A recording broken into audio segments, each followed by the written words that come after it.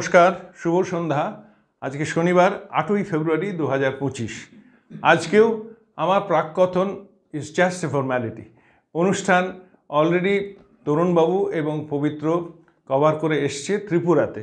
আজকের সেই ধর্মনগর শ্রীরামকৃষ্ণ সেবা সমিতি আয়োজিত আজকে ছাত্র যুব সম্মেলনে তরুণবাবুর যে বক্তৃতা সেটা অলরেডি তারা শুনেছেন, এবং আজকে আমি যে এটা প্রাককথন দিচ্ছি সেটা হচ্ছে ওই আমাদের বিবেকানন্দ ঘরে ঘরের এটা 196তম 196 সাপ্তাহিক ধারাবাহিক বক্তৃতা মেলা হিসেবে সারা পৃথিবীব্যাপী সার্কুলেটেড হবে প্রাণারাম ইউটিউবে।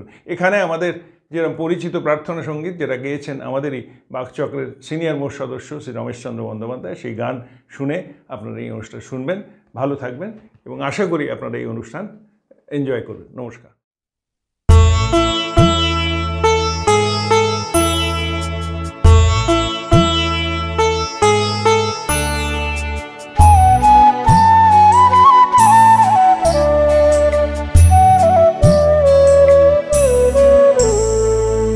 তোমারে করিয়াছি জীবনের ধ্রুবতারা, এ সমুদ্রে আরো কবু হব না গো পথহারা। তোমারে করিয়াছি জীবনের ধ্রুবতারা।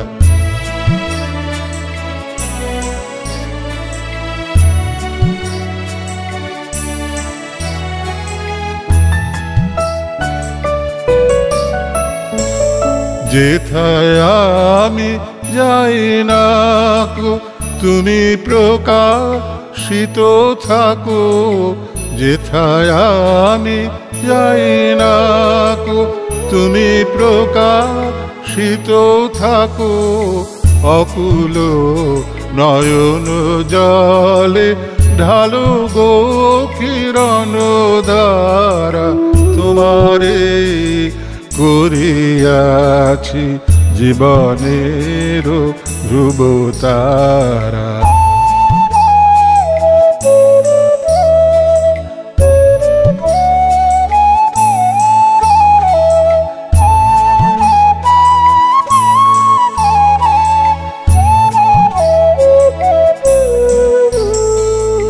তব মুখ সদা মনে জাগিতেছে সঙ্গপানে, তিলেক অন্তর হলে নাহিরি কুল কিনারা। তব মুখ সদা মনে জাগিতেছে সঙ্গপানে, তিলেক অন্তর হলে নাহেরি কুল কিনারা। কখনো বিপথে যদি ভ্রমিতে চায় হৃদি, কখনো বিপথে যদি ভ্রমিতে চায় হৃদি, অমনীয় মুখ হেরি শরমে যে হয় সারা। তোমারে করিয়াছি জীবনের ধ্রুবতারা, এ সমুদ্রে আরো কবু হব না গো পথহারা। তোমারে করিয়াছি জীবনের ধ্রুবতারা।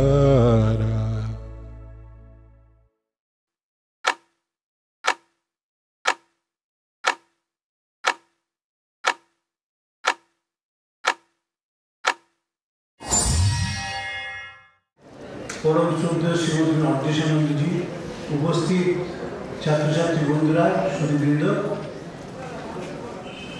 ছাত্রছাত্রীদের মনঃসংযোগে টান পড়াটাই স্বাভাবিক।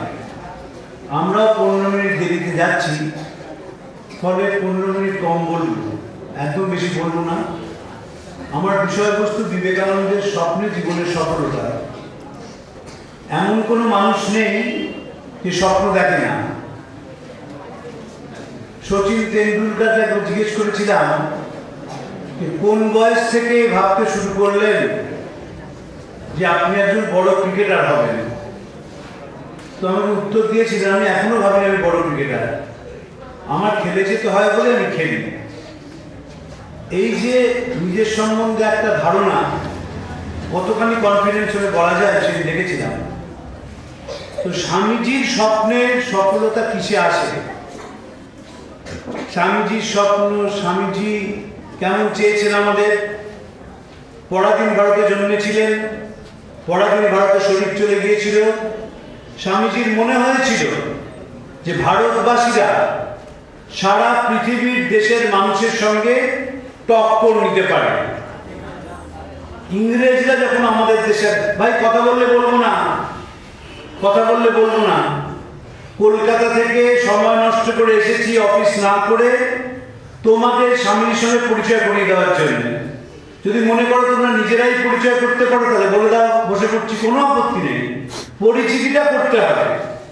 যদি তোমাদের নিজেদের মনে হয় যে তোমরাই স্বামীজিকে বুঝতে পারছো, জানতে পারছো, অনেকটা এগিয়ে গেছো, জাস্ট বলে দেবে। স্বামীজিরাও সময় নষ্ট করে এসেছেন, আমিও এসেছি, যদি সেদিন সময় নষ্ট করা বলো। এসেছি একটাই কারণে, কারণ মনে হয়েছে তোমাদের জীবনের সঙ্গে বিবেকানন্দের পরিচয় করে দেওয়া দরকার। যদি বিবেকানন্দের সঙ্গে জীবনের পরিচয় না হয় তাহলে ছাত্র জীবনের পরে চূড়ান্ত হতাশা তোমাদের আক্রান্ত করবে। এমন হতাশা ঘিরে ধরবে এটা থেকে বেরোতে পারবে না। সব সময় মনে হবে আমার পাশের মানুষটা সব পেয়ে গেল আর আমি কিছু পেলাম না। এই হীনমন্যতায় আমরা ভুগি। একটা বড় কারণ হচ্ছে বাঙালি ব্যবসা করে না। বিবেকানন্দ সেই যুগে ব্যবসার কথা বলেছিলেন আমাদের কোঅপারেটিভ তৈরি করতে হবে, সেই ব্যবসায়ীদের আনতে হবে যারা শুধু মুনাফার কথা ভাববে না। এবং তিনি ভারতবর্ষের মানুষের তৈরি করা জিনিস আন্তর্জাতিক বাজারে যাতে দর পায় সেই জন্য বিভিন্ন মেলায় গেছেন। শিকাগোয় মেলা ছিল, ইংল্যান্ডে যখন ছিলেন তখনও স্বামী শারদানন্দজিকে এবং তার মেজ ভাইকে মেলায় পাঠিয়েছিলেন এবং নিজে প্যারিস কংগ্রেসে মেলায় গিয়েছিলেন। স্বামীজি সবসময় ভারতবর্ষের কথা ভাবতেন। জীবনের সাফল্য হচ্ছে এই দেশের মানুষের কথা ভাবা।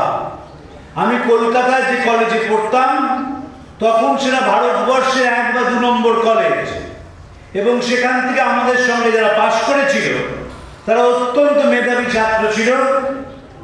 কলেজের ছাত্র সংখ্যা খুব কম ছিল, পরীক্ষা দিয়ে ভর্তি হতে হতো এবং খুবই নামকরা প্রতিষ্ঠান ছিল সেখানে। তো যারা পাশ করে বেরোলো, যারা বিভিন্ন জায়গায় পৌঁছলো, আমার 2 জন বন্ধু উপাচার্য, অনেক বন্ধু বিজ্ঞানী, বহু বন্ধু তারা ব্যাংকের বড় চাকরি করলো, ডাক্তার হলো, ইঞ্জিনিয়ার হলো, চার্টার্ড অ্যাকাউন্টেন্ট হলো। জীবনে পেলোটা কি? কিচ্ছু পেল না। মুখে হাসি শুকিয়ে গেল, জীবনের চলন বলনে ছন্দ হারিয়ে গেল এবং কথাবার্তায় কোনো ছিঁড়িছাঁদ রইল না। একজন বিখ্যাত জার্মান ফিলোসফার ছিলেন, তার নাম নিৎসে। তিনি বলেছিলেন, after you have shed all your burdens you become a burden to yourself. দেখবে যদি কেউ জিজ্ঞেস করে কেমন আছো, আমরা সাধারণভাবে ভালো আছি বলতে পারি না, নিজের মেডিকেল বুলেটিনটা বলি। গতকাল মাথা ধরেছিল, তার আগের দিন জ্বর হয়েছিল, পায়ে ব্যথা হয়েছে। কেন বলি এটা? কারণ আমাদের নিজেদের উপর কোনো কনফিডেন্স নেই। এবং কেন কনফিডেন্স নেই? কারণ আমরা জীবনে কোন দিকে এগোবো সেটা বুঝতে পারি না। বিবেকানন্দ এগোনোর পথ বলে দিয়েছিলেন। বলেছিলেন যদি বাঁচতে হয় তাহলে একটা মন্ত্রে বিশ্বাস করবে, পৃথিবীর সব মঙ্গলের মূল মন্ত্র আমি নয় তুমি। এইটি ভারতবর্ষের গোটা পৃথিবীকে সবচেয়ে বড় দান, যে তুমি যদি না হাসো, তুমি যদি না ভালো থাকো, তুমি যদি না দুবেলা খেতে পড়তে পারো, তোমার যদি পরনে পোশাক না থাকে, মাথার উপর ছাদ না থাকে, পেটে অন্ন না থাকে, তাহলে আমার জীবনটা অসম্পূর্ণ।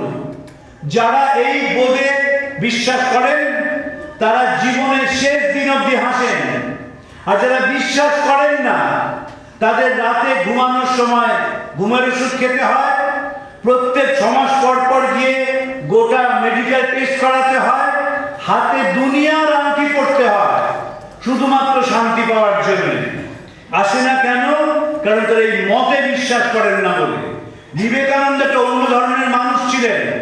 বিবেকানন্দ বিশ্বাস করতেন জীবনে গতকাল বলে কিছু নেই, আজটাই শুরু। বলছেন তুড়ি বাজাও, ভেড়ি বাজাও, ব্যান্ড বাজাও, এগিয়ে যাও, গতকালকের দিকে তাকিও না। No point looking behind, forward forward, thou art souls absolute, spirits free, blessed and eternal। যদি নিজের প্রতি একবার বিশ্বাস হয় যে আমি বিশ্ব চলাচলের একটি অংশ, সঙ্গে সঙ্গে সেই মানুষ কাজ করার জন্য উঠে পড়ে। আমি প্রচুর লোকের সঙ্গে কথা বলি, ইয়াং ছেলে মেয়েদের সঙ্গে কথা বলি, তারা প্রায় এসে বলে একেবারে ভালো নেই। আমি জিজ্ঞেস করি কি পড়াশোনা করেছেন? আমার বাচ্চাদের আপনি বলেন একটা বদভ্যাস আছে, আমি তুমি বা তুই বলতে পারি না। তারা বলেন এই তো এমএসসি পাস করেছেন, তার দুঃখটা কোথায়? তখন মুচকি হাসে। আমি তখন বলি সরকারি চাকরি পাননি তো। ওই সরকারি চাকরি না পেলে দুঃখ, কারণ 27 তারিখে বেতনটা ঢুকে যায়। কারণ কারোর প্রতি কোনো দায়িত্ব নেই, কারোর প্রতি কোনো টান নেই। কিন্তু বিবেকানন্দ তা বলছেন না, বলছেন এই দেশটাকে ভালোবাসি, এই মাটিতে খেলা করেছি, সেখানে তোমাদের কিছু কথা শোনাতে চাই। এবং বলেছিলেন নিজের বাড়িটাই সর্বশ্রেষ্ঠ। আমরা যখন থাকি তখন আশেপাশটাকে আমরা কখনো নজর দিই না, আমরা কেউ এই দেশটাকে ভালোবাসি না। আমি যার কাছে বড় হয়েছিলাম তিনি রামকৃষ্ণ মিশনের বরিষ্ঠ সন্ন্যাসী ছিলেন, তার নাম স্বামী যোগেশ্বরানন্দ। তিনি বলতেন যে আমরা মনে করি এই দেশটা একটা বেওয়ারিশ দেশ। রাস্তা দিয়ে যখন হাঁটি তখন কখন যে মোটরসাইকেলটা ধাক্কা মারবে তার কোনো গ্যারান্টি নেই। কেন এরকম হয়? কেন আমরা রাস্তায় থুতু ফেলি? কেন কাগজ রাস্তায় ফেলি? কেন বিদেশে গিয়ে আইন মানি দেশে এসে ভাঙি? কারণ এই দেশটাকে আমাদের কেউ ভালোবাসতে শেখায়নি, কেউ শেখায়নি। বাবা মা শেখাননি, শিক্ষক শিক্ষিকারা শেখাননি। আমাদের ছোটবেলা থেকে শেখানো হয়েছিল যে তোমাকে ভালো চাকরি করতে হবে, তোমাকে জীবনে বড় হতে হবে, তোমাকে উপার্জন করতে হবে।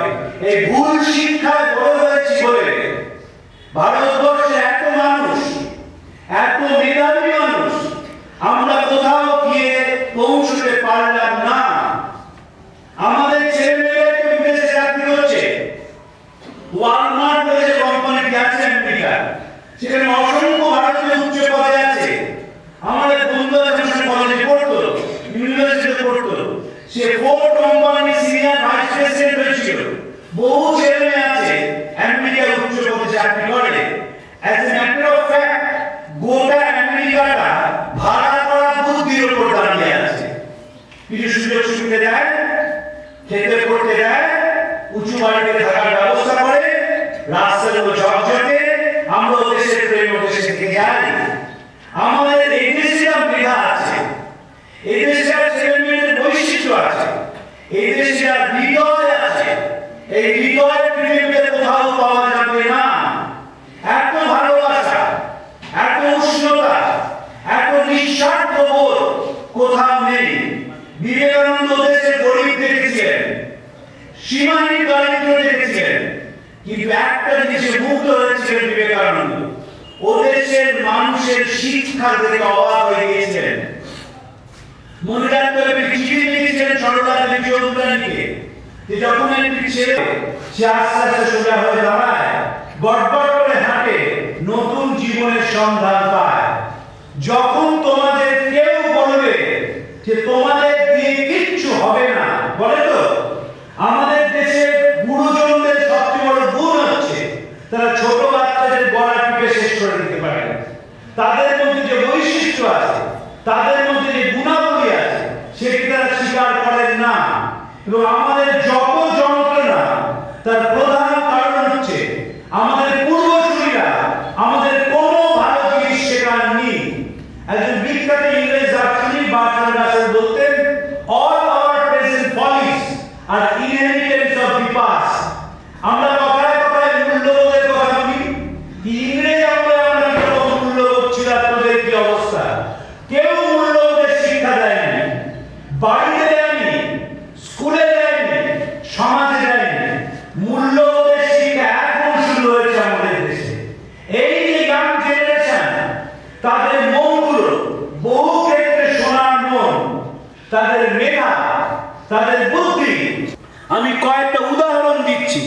যে উদাহরণ বলে দেবে এখনকার ছেলে মেয়েরা কিরকম।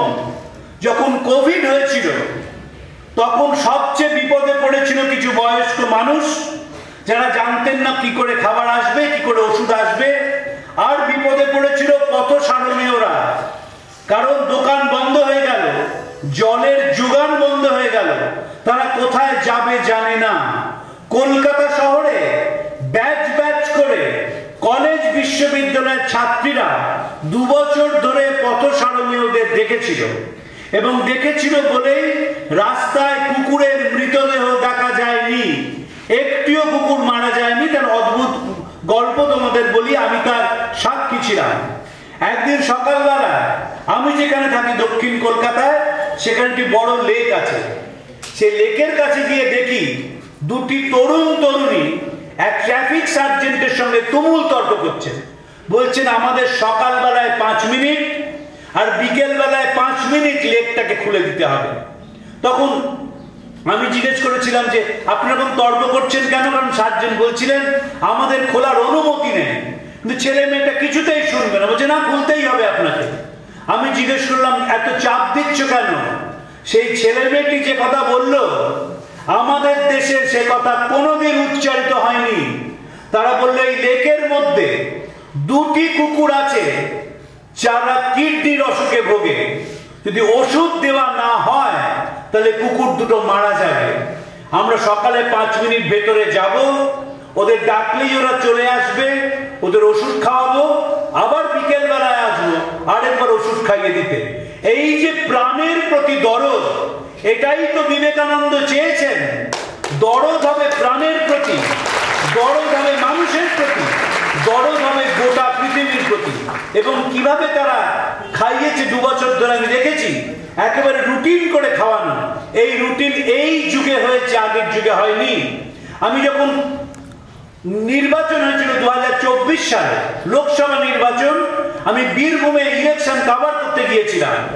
সেখানে গিয়ে দেখলাম কয়েকজন মাস্টার মশাই, শিক্ষক এবং শিক্ষয়িত্রী, তারা কয়েকটি স্কুলের ছেলেকে গাছের ওপরে তুলছেন এবং প্রত্যেকের হাতে মাটির হাঁড়ি। আমি জিজ্ঞেস করলাম মাস্টার মশাই গাছের ছেলেদের তুলছেন কেন? বললেন জানেন এই যে প্রচন্ড গরম, তাতে জলাশয় শুকিয়ে গেছে, যে পাখিরা মানুষের এলাকায় থাকে তারা ঠিক জল পায়, কিন্তু বনের পাখিদের জল দেওয়ার কোনো উপায় নেই। আমরা সার্ভে করে দেখেছি বনের পাখিরা মারা যাচ্ছে শুধু জল না খেতে পেয়ে। এই হাঁড়ি করে আমরা গাছের মাথায় জল দিয়ে আসছি, এই ছেলেগুলো জল দিয়ে আসে, 3 দিন পর পর জল পাল্টায়। এই উদাহরণ নিয়ে যে বড় হয় সে কোনোদিন বিপথে চলতে পারে না, তাকে মানুষের কাছে আসতেই হবে। সে যেখানেই থাকুক, যাই করুক, মানুষের চোখের জলটাকে টানবে। আমাদের দেশে যারা ডাক্তার, আমাদের দেশে যারা ইঞ্জিনিয়ার, আমাদের দেশে যারা IAS অফিসার, দুর্ভাগ্যের বিষয় এই যে তাদের দেশটাকে চেনানো হয় না। যারা ডাক্তার তারা শুধু রোগীর চিকিৎসা করেন, রোগীকে নারায়ণ ভাবতে পারেন না। কিছুদিন আগে আমি একটি সরকারি হাসপাতালে গিয়েছিলাম, সেখানে একটি ছেলে সে পুড়ে যায়, 35% বার্ন ইনজুরি হয়। তারপর তাকে প্লাস্টিক সার্জারি করা হয়, প্লাস্টিক সার্জারিটা সফল হয়। একেবারে দরিদ্র পরিবারের ছেলে, বসিরহাট বলে একটি জায়গা রয়েছে উত্তর 24 পরগনা, সেখানকার ছেলে। একটা জায়গা থেকে পুঁজ বেরোচ্ছে এবং ছেলেটা আস্তে আস্তে হুইল চেয়ার বাউন্ড হয়ে গেছে, হুইল চেয়ার ছাড়া চলতে পারে না। এবার হুইল চেয়ার কোনো ঘরে ঢোকানোর একটা নিয়ম আছে, নিয়মটা হচ্ছে যদি সোজা ঠেলে হুইল চেয়ার ঢোকানো হয় তাহলে দরজার চৌকাঠে আটকে যায়, তাই হুইল চেয়ার ঘুরিয়ে পিছন করে টানতে হয়, তাহলে সেটি দরজা সেই চৌকাঠটা পার হয়ে ঢুকে যায়। যখন সেই ছেলেটি একটু আসতে দেরি হচ্ছে, বাবা মা দুজনেই অত্যন্ত দরিদ্র, চেহারা দেখলেই বোঝা যায়, তারা ছেলের হুইল চেয়ার ঠেলে ভেতরে নিয়ে যাচ্ছেন। সেইখানে গিয়ে ডাক্তারবাবুর ভেতর থেকে কি মেজাজ, বলছেন যে তাড়াতাড়ি হুইল চেয়ার না হলে কিন্তু আমি রুগী দেখবো না। কেন হলো এরকম? তিনি তো জয়েন্ট এন্ট্রান্স পরীক্ষা দিয়ে ডাক্তার হয়েছেন, হৃদয়ের শিক্ষাটা কেউ দেয়নি। কেউ দেয়নি যে হৃদয়ের শিক্ষা দিতে হবে। আমি বহু আমলাকে জিজ্ঞেস করেছি যে কলকাতায় বস্তি থাকবে কেন। কথা বলে দেখেছি হয়তো সোশ্যাল ওয়েলফেয়ারের অফিসার, অ্যাডিশনাল চিফ সেক্রেটারি, তার কোনো ধারণাই নেই একটি গরিব মানুষ বস্তিতে কি করে থাকে। তাই কোনো ওয়েলফেয়ার স্কিম তাদের জন্য কাছে আসে না। ঠান্ডা ঘরে তৈরি হয়, ঠান্ডা ঘরে শেষ হয়ে যায়। কে তার থেকে বেনিফিটেড হলো আমরা দেখতেও যাই না, কারণ আমরা কারুর কথা ভাবি না। আমরা যখন শিক্ষা পাই আমরা মনে করি যে আমার শিক্ষা যেমন অধিকার আছে সমাজটাকে নানাভাবে নিষ্পেষিত করা। বিবেকানন্দ 1895 সালে হরিদাস বিহারী দাস দেশাই জুনাগড়ের রাজার প্রাইভেট সেক্রেটারি একটা চিঠি লিখেছিলেন। তাতে বলছেন যতদিন আমাদের দেশের গরিব মানুষ থাকবে, দাড়ি খিদে জ্বালায় জ্বলবে, ততদিন আমি শিক্ষিতদের বিশ্বাসঘাতক বলে মনে করি, যারা সাধারণ মানুষের পয়সায় পড়াশোনা শিখে তাদের দিকে ফিরেও তাকায় না।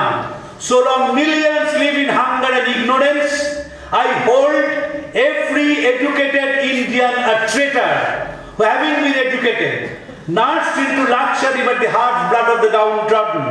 Thousands of toiling poor never even pays the least heed to them. বিশ্বাসঘাতক আমাদের পূর্বপুরুষ স্বাধীনতার পরে এবং আগে এই দেশের মানুষের সঙ্গে বিশ্বাসঘাতকতা করেছে বলেই আমাদের দেশে এত দারিদ্র, করেছে বলেই আমাদের দেশে এত যন্ত্রণা। আমাদের দেশে যে পরিমাণ পয়সা খরচ হয় যদি সেটি সঠিকভাবে ব্যয় করা হতো তাহলে রাস্তাগুলো সোনায় মুড়ে দেওয়া, পড়াশোনাটা ভালো হবে, তুমি অনেক ভালো করে পড়তে পারবে। কারণ বিবেকানন্দ আত্মবিশ্বাসের কথা বলেন, কিন্তু শুধু পড়েই আটকে যাবে না। যখন গরমকালে স্কুলের বাইরে কোনো বয়স্ক মানুষ তার জলের পড়লে দেখবে তুমি ঠিক কোনো টিউবওয়েলে গিয়ে ওই জলের বোতলটা ভরে দিচ্ছ। সেইখানেই শিক্ষার সার্থকতা। শিক্ষা মানে তথ্য নয়, শিক্ষা মানে প্রকৃতির সঙ্গে মনের সংযুক্তিকরণ। শিক্ষার কাজ একটি অ্যানালিটিক্যাল মাইন্ড তৈরি করা, বিশ্লেষণাত্মক মন।